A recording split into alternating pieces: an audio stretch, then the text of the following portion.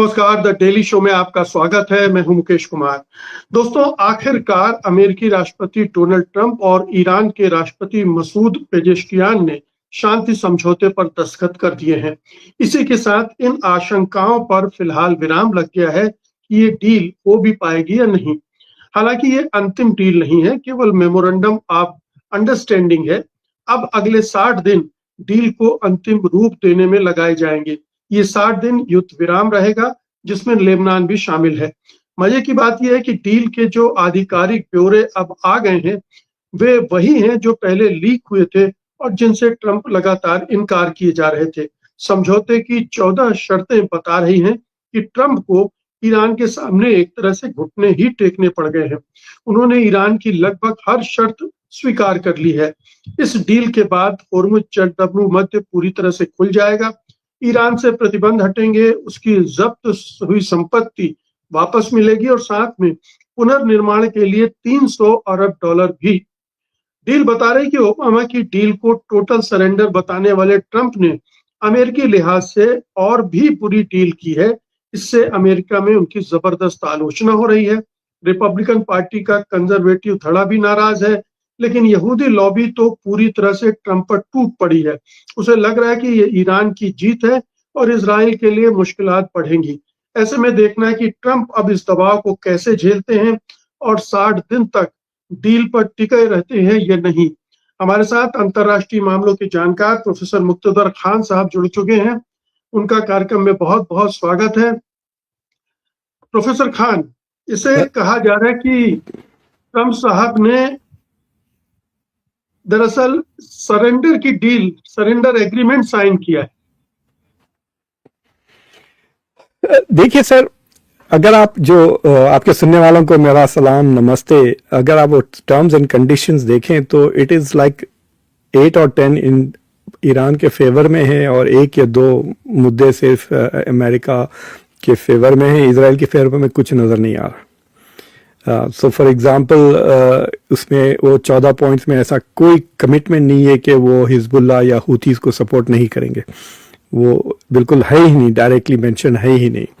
Allies का जिक्र है, लेकिन द लफ्ज एलाइज हिजबुल्लाह के लिए इस्तेमाल नहीं किया गया, प्रॉक्सी इस्तेमाल होता है। एलाइज का मतलब है गल्फ कंट्रीज वगैरह।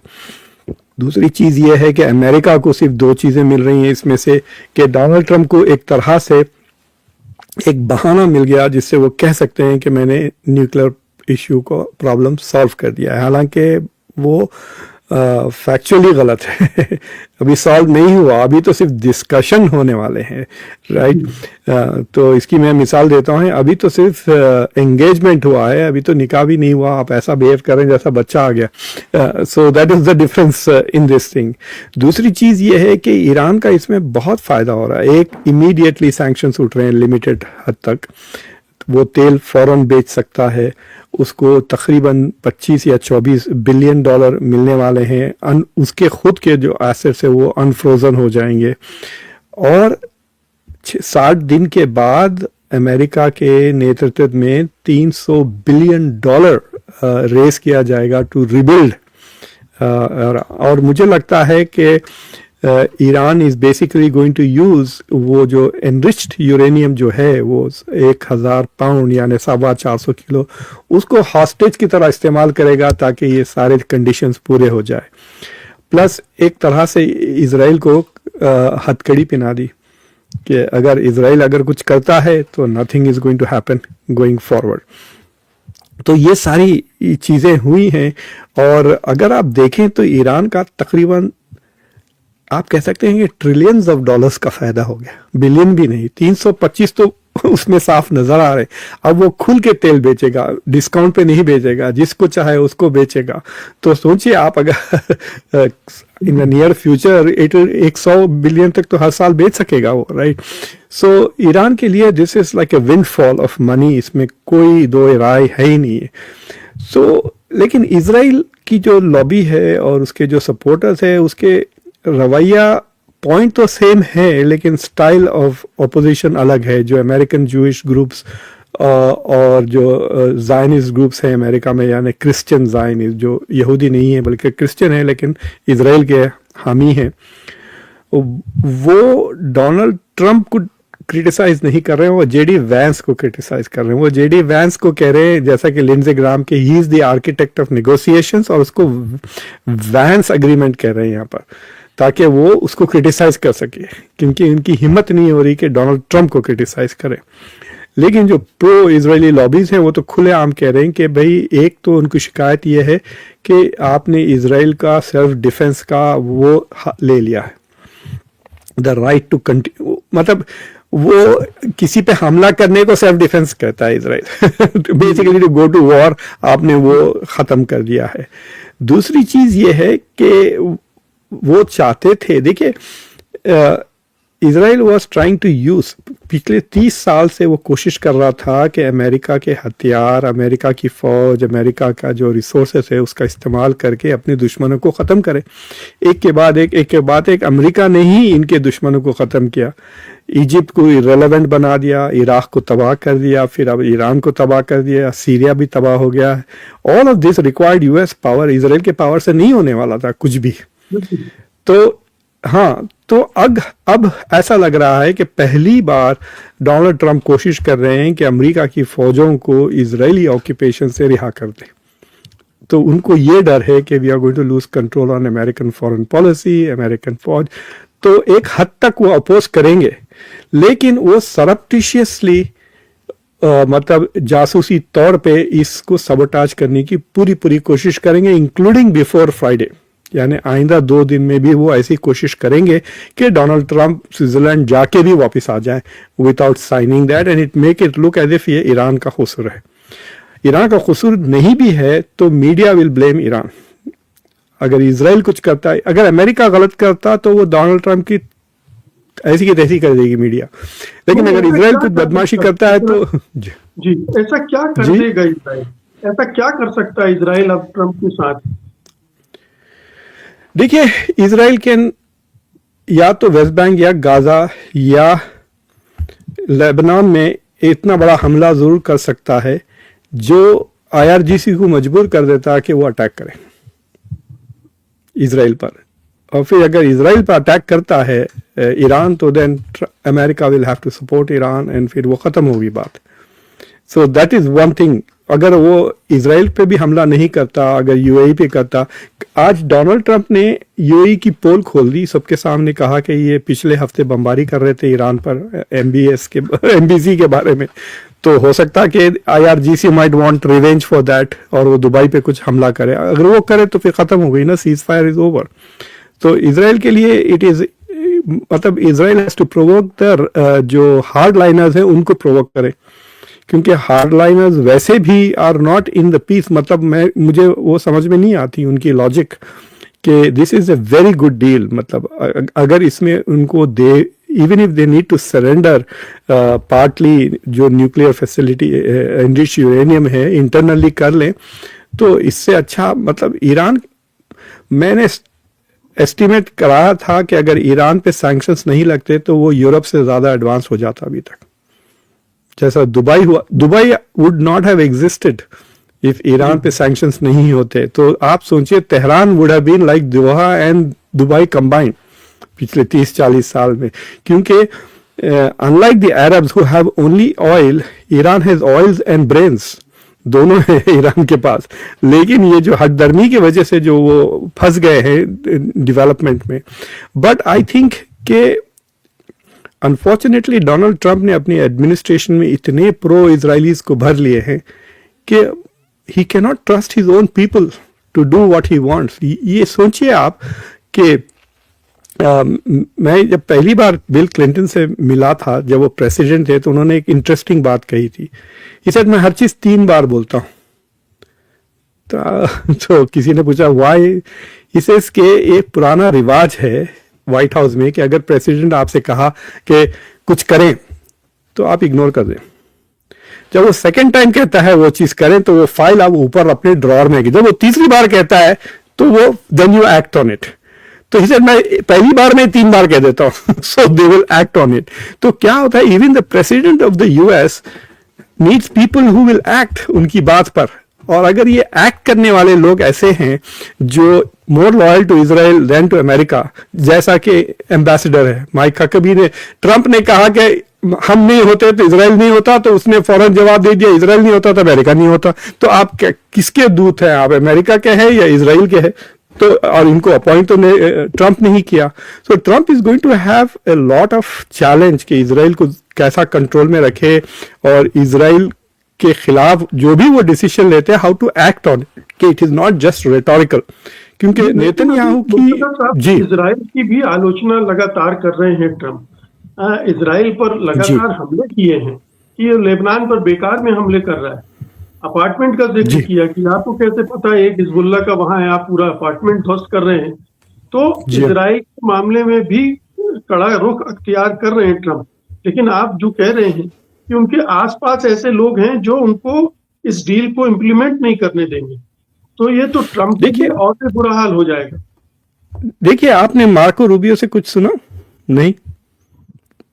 किसी से, डिफेंस सेक्रेटरी से कुछ सुना? नहीं। देखिए, अगर डिफेंस सेक्रेटरी चाहे तो गड़बड़ कर सकता है। अगर फॉर एग्जांपल जब लास्ट टाइम जब ईरान ने इजराइल पे हमला किया, कुछ 7-8 दिन पहले की बात कर रहा हूं मैं, तो कुछ 30 या 40 मिसाइल मारे। आपको पता है वो सारे मिसाइल अमेरिका ने ब्लॉक किए, इजराइल ने नहीं। वो पूरे के पूरे missiles way blocked by the US. US अपना स्टॉक पाइल यूज कर रहा है, इजराइल अपने बचा के रखा हुआ इंटरसेप्टर्स। अगर आप डिफेंस सेक्रेटरी है, आप अपने कमांडर को कह सकते हैं यार थोड़ा रुक जाओ, आधा घंटा बस है, 1-2 लगने दो, फिर उसके बाद ये इनकी अक्ल टिकाने लगेगी, राइट? अगर 1-2 लग जाने देता तो that is what I am trying to say. President कुछ भी कह ले, the secretary of war can tell the commander के। लेकिन शायद उस समय कहते तो ऐसा करते तो शायद डील खराब हो सकती थी, इजराइल को सिंपैथी मिल सकती थी। लेकिन आज वो ऐसा कर सकते हैं आज। हाँ sir, the point is will they do it? क्योंकि ये सारे के सारे भी प्रेसिडेंट के लिए भाग रहे हैं। They are running for president. Pete Hegseth भी है, मार्को रूबियो भी है, जेडी वैंस है, और इनको भी वो मिलियंस ऑफ डॉलर्स चाहिए जो इजरायली लॉबी देता है। देखिए, you can't avoid the lobby. अगर आप उनसे पैसे ना लें तो वो पैसे आपके ओपोनेंट को दे देंगे।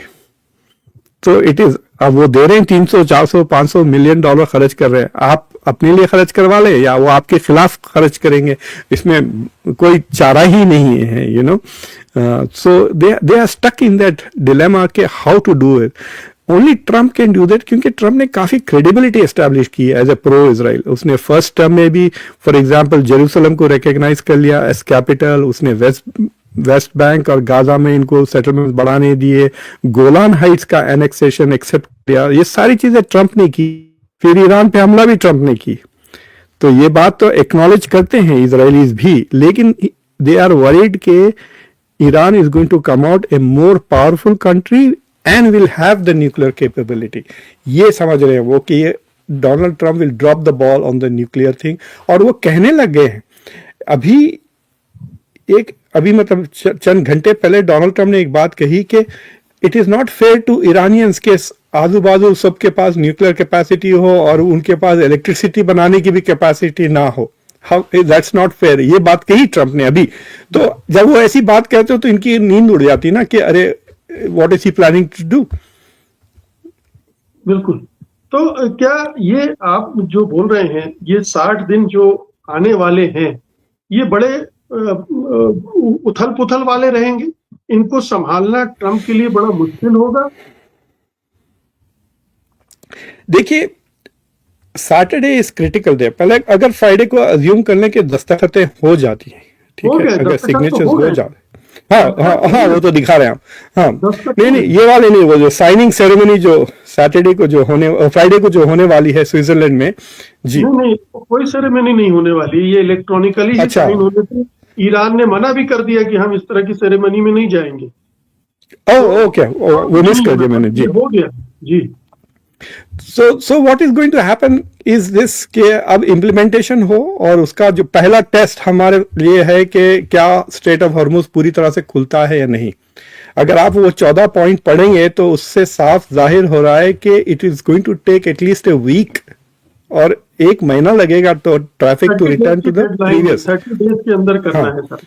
जी हाँ, क्योंकि वो डी माइनिंग करना है।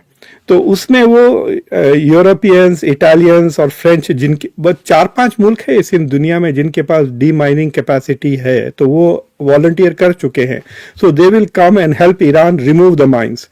तो अगर दोनों चीजें एस्टैब्लिश हो जाती है ना, कि ब्लॉकेड भी गया, ईरान को वो $12 बिलियन भी मिल जाए कम से कम आधे ऑफ अप फ्रंट, और वो तेल बेचना शुरू करें, तो आई कैन टेल यू कि ईरान भी हुक्ड हो जाएगा ना to the agreement, so they will move forward. But I am convinced कि ईरान इसको इतना ड्रैग करेगा कि ये 60 दिन तो छोड़ दें आप, मतलब उसको डबल ट्रिपल कर ले, 1-1.5 साल लगेगा टू रीच द फाइनल, और पॉलिटिकल रियलिटीज इतनी बदल जाएंगी. तो मैं एक रीजन की, मैं अभी अपना एक शो किया था जिसमें टर्किश, इजिप्शियन और लेबनी स्कॉलर्स को लेकर आया था. तो जो इजिप्शियन स्कॉलर था वो कह रहा था मुझे कि उसको यकीन है कि देयर आर 2 अग्रीमेंट्स, एक जो हम देख रहे हैं और एक जो हम नहीं देख रहे हैं. एंड सो ही सेइंग कि जो अग्रीमेंट्स हम नहीं देख रहे हैं, उस अग्रीमेंट में Iran may have agreed to reduce support to Hezbollah, Houthis and Hamas. आप गौर करें, हमास का नाम नहीं ले रहे अब वो. तो जब ईरानियन से पूछा गया कि हमास का नाम क्यों नहीं ले रहे आप, you are talking only about Lebanon, आपने उसमें गाजा क्यों नहीं कहा? पहले पैराग्राफ में जहां लेबनान का जिक्र है वहां पे गाजा का जिक्र नहीं है. तो ईरानी अफसर कह रहे हैं कि गाजा हैज बिकम कॉम्प्लिकेटेड क्योंकि फलस्तीनियों ने खुद वो डील साइन कर ली है ना गाजा की, ट्रंप के साथ, जो यूएन से भी सैंक्शन हो चुकी है. तो यूएन सिक्योरिटी काउंसिल ने उसको अप्रूव भी कर दिया, जो गाजा का सीज फायर है, और फलस्तीनियों ने उसको साइन किया. सो ईरान इज सेइंग कि हम उनको हमारे अम्ब्रेला के नीचे नहीं ला सकते क्योंकि they are now already under the Trump umbrella. But I think what is going to happen is के हो सकता कि ईरान माइट टेल हिजबुल्लाह कि आप ठंडे हो जाओ, let us fully bank on this. और ये देखिए, अगर यूरोपियंस इमीडिएटली आके बड़े बड़े कॉन्ट्रैक्ट साइन कर लेते हैं ना इनके पास, देखिए आप जितने कॉन्ट्रैक्ट साइन करेंगे आपको उतने एलाइज मिल जाएंगे. और फिर अगर वो इन्वेस्ट, जैसा कि अब इंडिया, हाँ अब देखिए, अब इंडिया का $120 मिलियन इन्वेस्टेड है चाबहार में, तो फंस गया ना. तो इंडिया चाहो ना चाहो is an ally, because India wants that to use, कि भाई हमने 100 मिलियन खर्च किया, हमको इस्तेमाल तो करने दें. So India will move towards using it, और अगर और भी पैसे लगे तो फिर वो और खर्च करेंगे. तो मुझे लगता है कि if Iranians play it well, then they can really become rich coming out of this war. अब लेकिन वो जो इंटरनल जो उनका स्ट्रगल है to maintain the Islamic identity, IRGC की जो आइडियोलॉजी है, अगर उसके बेसिस पे झगड़े हुए तो then they will lose out. Because देखिए, एक डिबेट ये भी चल रहा था कि पाकिस्तान की अहमियत कम और क़तर की अहमियत बढ़ गई है इन द नेगोशिएशंस, क्योंकि आखिरी दिन क़तर वाज देयर. तो मेरा ये असेसमेंट है कि पाकिस्तानियों का जो इन्फ्लुएंस है वो अब्बास अराक्ची और प्रेसिडेंट ऑफ ईरान जो मसूद पेशेशगियान है उनके हद तक है. क्योंकि आसिम मुनीर की रिलेशनशिप IRG से अच्छी नहीं थी शुरू से, मतलब before he even became head. वो जब ISI के चीफ थे, जब से ही has problems because of the Shia Sunni problem in Pakistan. तो IRGC पे जो इन्फ्लुएंस है वो खतर का है. तो ये जो डील हुई है, इसमें जो पाकिस्तानियों ने मॉडरेट्स को कन्विंस किया और खतर ने जो हार्ड लाइनर्स हैं उनको कन्विंस किया. तो वो पिछले 20 साल से डिबेट चल ही रहा है ईरान में बिटवीन द मॉडरेट्स. तो अगर आप जाके देखें, अहमदीनजाद के ज़माने में भी द मॉडरेट्स पहले जो थे, हाशिम रफसंजानी वगैरह, वो लोग हार गया इवेंचुअली. तो मुझे लगता है कि if Iran doesn't remain United, America का ऐसा है जब तक ट्रंप है, it is not a question of unity, it is unitary. मतलब अमेरिका इज डिक्टेटरशिप, मतलब जो ट्रंप का है वही होगा. सो वो प्रॉब्लम ऑफ इंटरनल डिवीजन नहीं है. अब ये है कि डोनाल्ड ट्रंप का माइंड चेंज होते रहा, वो और बात है. और अगर इन्फ्लेशन कम नहीं होता और अगर हॉर्मुज जल्दी नहीं खुलता पूरी तरह से, देखिए वापस गैस की कीमत वापस 80 के ऊपर हो गई है, 77 तक जाके it has come back to 80. तो मुझे लगता है कि then Donald Trump will say I am not getting anything from this, and then फिर वो इजरायली लॉबी के तरफ रुझान उनका बढ़ जाएगा, क्योंकि वहां से तो उनको पैसे मिल रहे हैं. बताएं मुक्तदर साहब की ये तो ईरान को जी। बहुत कुछ मिल गया है इसमें। अब उसको जी। वो बचाने की कोशिश करेगा, इसको अगले 60 दिन कोशिश करेगा कि इसको जी। और कंसोलिडेट करे। तो जी। वहां जी। वहां तो ये अंडरस्टैंड, और दुनिया बोल रही है कि ये तो ट्रम्प की हार है, ट्रम्प सरेंडर कर रहे हैं, ईरान की जीत जी। है। तो ये जी। इससे बेहतर डील तो ईरान को मिल नहीं सकती थी। और पहले भी वो जी। परमाणु बम नहीं बनाना चाहता था, ये तो उसका फतवा भी जारी किया जा चुका था। तो जी। अब जी। हाँ।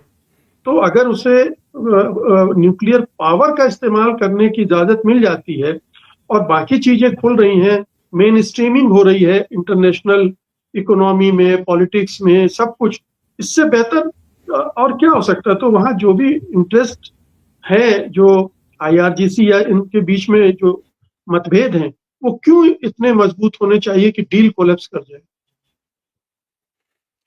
उसमें करप्शन का भी बात है ना सर, कि जो सैंक्शंस है, वो सैंक्शंस के वजह से आईआरजीसी के जो बंदे हैं वो पैसे बहुत कमा लेते हैं। अगर इट इज लाइक सेइंग कि कस्टम्स जब तक लगा हुआ है, कस्टम्स वाले, सरकार वाले पैसे ज्यादा बना लेंगे। अगर ट्रेड फ्री हो गया तो आप में भी पैसे बनाना शुरू कर देंगे, if everybody can trade freely.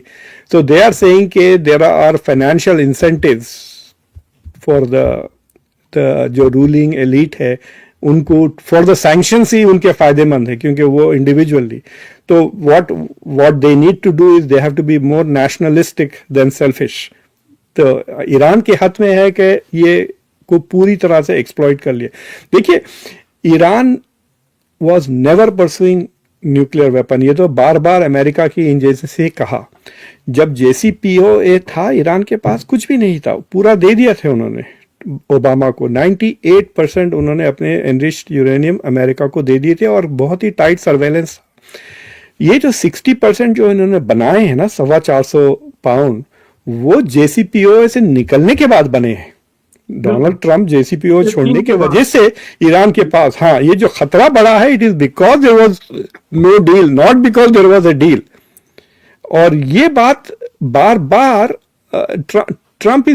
Trump अपने लिए डैमेज यही कर ले रहे हैं कि वो मुसलसल ओबामा के पीछे, उनके पास एक भूत बना हुआ है। मतलब आज भी वो ओबामा की बात कर रहे थे, अगर आपने देखा, मोदी के साथ जब भी बैठे थे तभी घटिया डील हुई है, इससे उससे ज्यादा बिल्कुल, इसलिए हुई जी।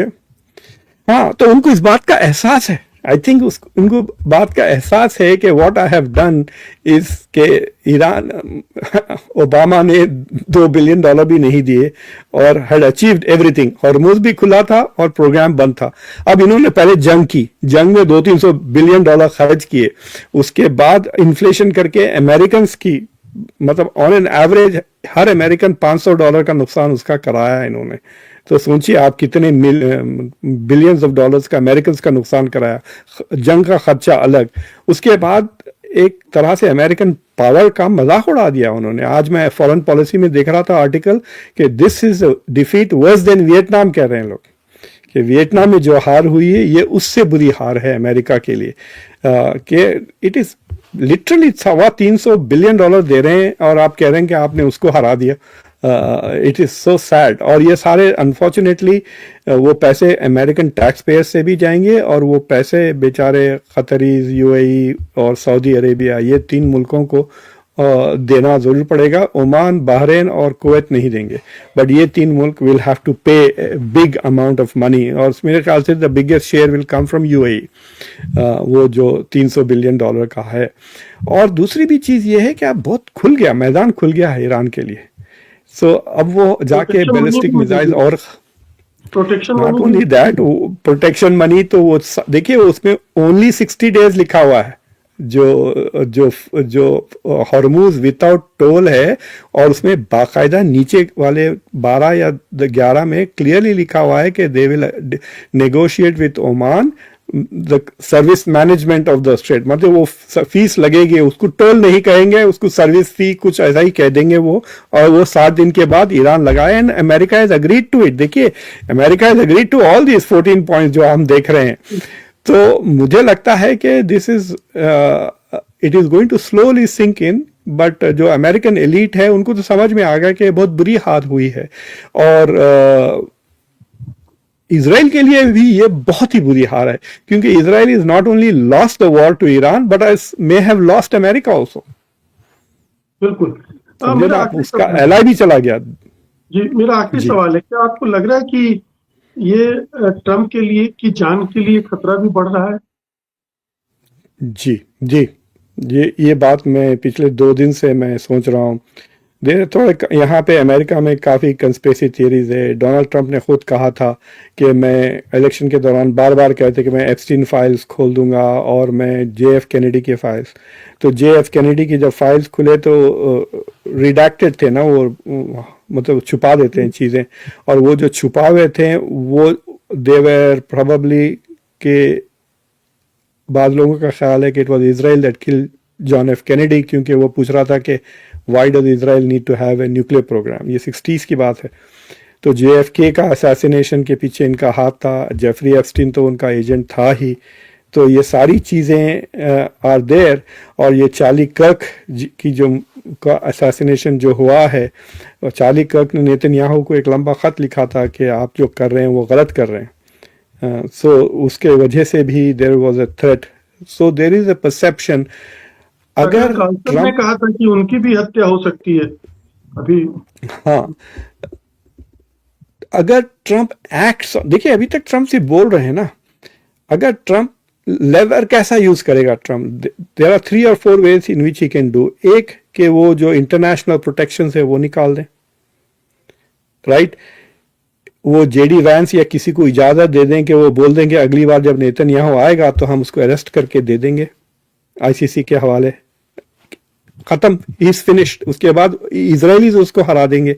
अगर इलेक्शन से 1 महीना पहले अगर हंसते हुए किसी मजाक से भी अगर JD वैंस ने ये बात कह दी ना, तो he is finished. Israelis will not vote for him, their prime minister का गो। दूसरी चीज ये है कि इनको हथियार मुसलसिल चाहिए, अगर वो रोक दें।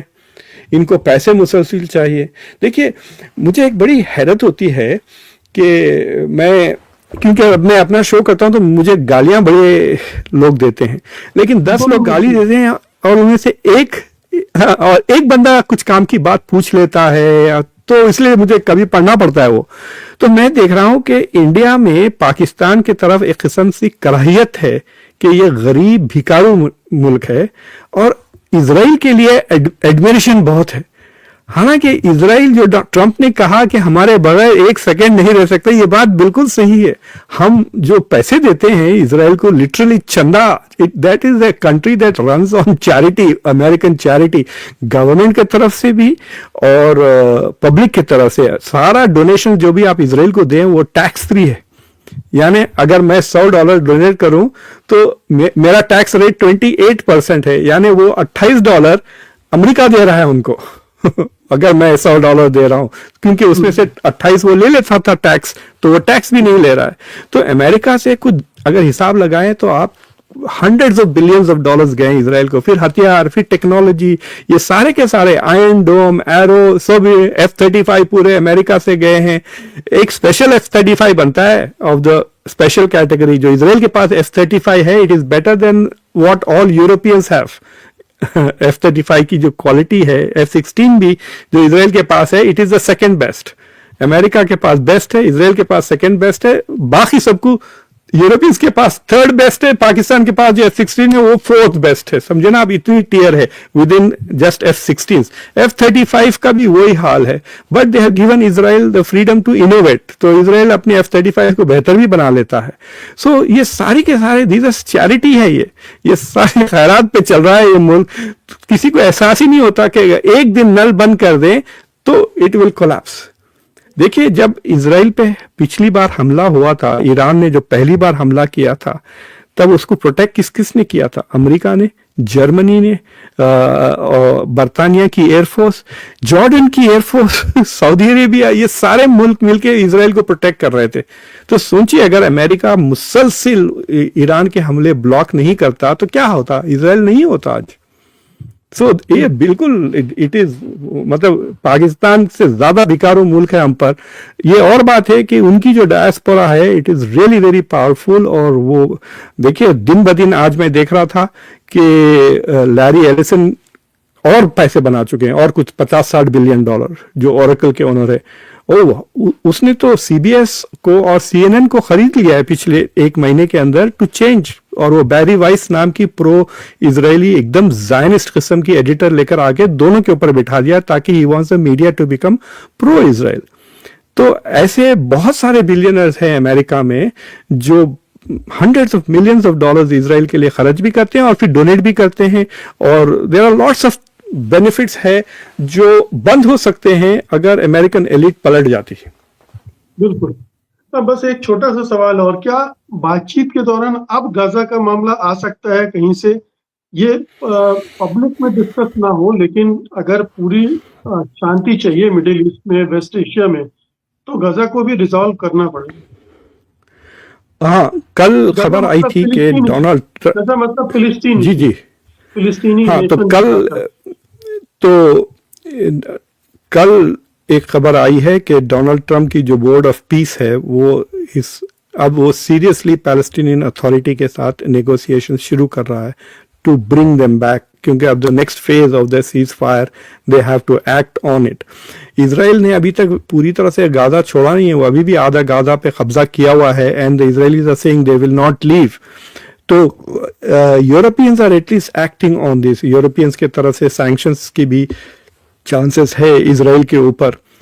लेकिन अमेरिका में एक किस्म से मैं क्या बताऊं कि जैसा कि अभी हमारी यूनिवर्सिटी में एक बहुत बड़ा इवेंट हुआ जिसमें हम ये ईरान जंग के बारे में बात करें। फॉर्चुनेटली मैं आखिरी स्पीकर था और 4 बहुत ही distinguished professors, national international reputation वाले मुझसे पहले बात किए। जब उनके ख़त्म हुई तो मैंने कहा कि भाई ये एक अलग प्लैनेट पे रहते हैं, ये चारों मेरे दोस्त हैं 20 साल से, मैं अलग प्लैनेट पे रहता हूँ। मैं वो प्लैनेट पे रहता हूँ जिस प्लैनेट पे एक इजराइल नाम का मुल्क है। ये जो प्लैनेट पे रहते हैं, कैन यू इमेजिन कि 1 घंटा 4 बंदों ने बात किया about the Iran war without mentioning Israel या नेतन्याहू या इजराइल लॉबी। तो एक किस्म से ना आप कह सकते हैं कि इंडिया में नहीं कहते कि इसके ऊपर चुड़ैल चढ़ गई है, भूत चढ़ गया है और अजीब अजीब बिहेव करता है। तो अमेरिकन एलिट जो डर गए हैं या उन पे जो कब्जा है Israeli occupation of their minds and consciousness, कि वो इमोरल हो जाते हैं इस मसले पर। अगर आप उनके सामने छोटे छोटे 1-1 साल के बच्चों को लाके ट्रकों से मार भी डालें तो ना उनका जमीर जिंदा नहीं होगा। और यही लोग दूसरे इश्यूज पे इतने बड़े बड़े लिबरल बातें करेंगे, ह्यूमन राइट्स, अफगानिस्तान के बच्चों के बारे में आर्टिकल्स लिखेंगे, फिर औरतों की राइट्स के बारे में इधर उधर। सती पे अभी भी आर्टिकल्स नजर आ रहे हैं, सती खत्म होकर 150 साल हो गया है, बट अभी भी you can see they am worried about सती, but they are not worried about genocide जो चल रहा है, जो उनके पैसों से चल रहा है। They are also indirectly participating. तो कह रहे हैं कि अगर डोनाल्ड ट्रंप इसी तरह रेटरिकली नेतन्याहू के बारे में नेगेटिव बातें करते रहे तो वो ओवरटर्न विंडो फैल जाएगा और जो दूसरे लोग खामोश हैं वो बोलने लगेंगे। तो मेरे वैसे बंदे को मेन स्ट्रीम मीडिया में जब मैं बोलता हूं तो मुझे 1-2 लोग हैं, जैसे कि पीटर बेनार्ट नाम का एक ऑर्थोडॉक्स ज्यू है जो खुल के क्रिटिसाइज करता है, और फिर प्रोफेसर मीयरशाइमर और स्टीफन वॉर्ड, तो मैं उनको कोट करते रहता हूं। मैं अपना जवाब ही नहीं देता हूं, बस उन्हीं को कोट करते रहता हूं क्योंकि उन्होंने वो बातें कह दी जो मैं कहना चाहता था। So because there is no freedom on this issue, इसमें कोई शक की बात नहीं है कि 2-3 इश्यूज हैं जिस पे there is no freedom of speech. मुझे ऑक्सफोर्ड वालों ने जॉब दिया था तो दे कुड नॉट, लाइक, बिल्कुल गरीब मुल्क है भाई बरतानिया। मैं बोला ये क्या, वो हंसी आ रही थी उनका ऑफर लेटर देख के। बोला ये मैं इसका क्या करूंगा, मैं इसको बेगम को बताऊंगा तो वो मुझे छोड़ देंगी। बोलेंगे तुम जाओ वापस। तो उन्होंने कहा but there is something we have that US you don't have in the US. मैंने कहा क्या? They said freedom of speech. ये बरतानिया, ये ऑक्सफोर्ड ने मुझे कहा कि we have freedom of speech, आप आ जाएं यहाँ पर, जो दिल बोला। अब वो भी खत्म हो गया ब्रिटेन में, अब तो सीधा जेल भी जा रहे हैं जो लोग क्रिटिसाइज कर रहे हैं on Palestine. At least we have more freedom of speech on Palestine now. लेकिन पूरे वेस्ट में तो खत्म हो गया है। जर्मनी में तो लोगों को सड़कों पे मार रहे हैं जो प्रोटेस्ट कर रहे हैं। बट ये इश्यू का मैं क्या बताऊं, इतना सेक्युलरिज्म, इतनी ह्यूमैनिटी, इतनी फिलॉसफी की बात करते हैं, ये सिर्फ मजहबी मुद्दा है। It is exactly like the Babri मस्जिद इशू, इससे कोई फर्क ही नहीं। It's the same thing. ये वेस्टर्न वर्जन ऑफ बाबरी मस्जिद है। ये पूरा का पूरा इजराइल का मसला, और ये उसको छुपा लें ये कितना भी अंडर लिबरल बुलशिट, लेकिन फॉरगेट, मेरी फ्रेंच को माफ करें, बट बिल्कुल वही है अनफॉर्चुनेटली। बिल्कुल, बहुत बहुत शुक्रिया प्रोफेसर मुक्तदर, इस बातचीत के लिए धन्यवाद आपका। नमस्कार। Thank you very much Mukesh ji, bye.